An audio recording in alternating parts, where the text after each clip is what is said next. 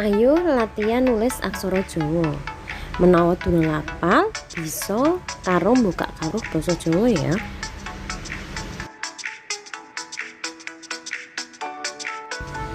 Sapa tememen bakal tinemu.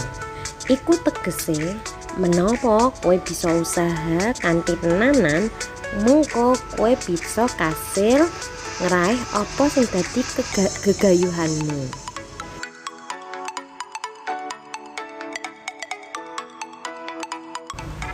Aja rumangsa bisa nanging bisa rumangsa.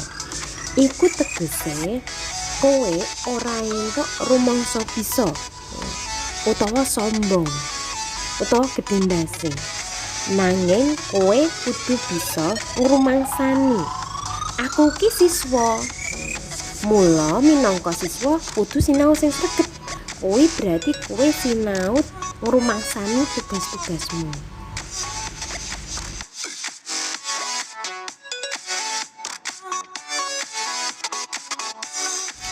Ambek utama andhap asor, tegese wong sing utama kuwi sing ngerti tata krama.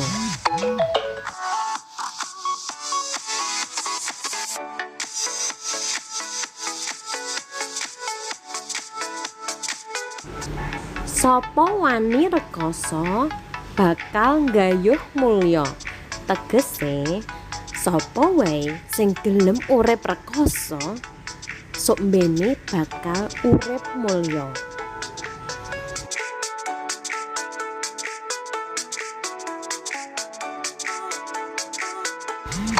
Sapa temen golek teken bakal tekan, tegese sapa wae sing tememen anggone usaha golek sarana mengko bakal tekan apa sing didadekke gegayuhan utawa bakal nemoni apa sing dipingini.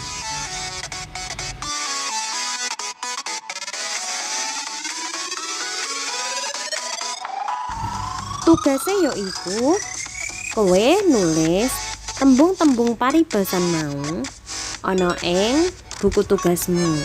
Ditulis dadekke aksara Jawa. Lan kowe bisa njupuk piwulang saka tembung tetembungan mau.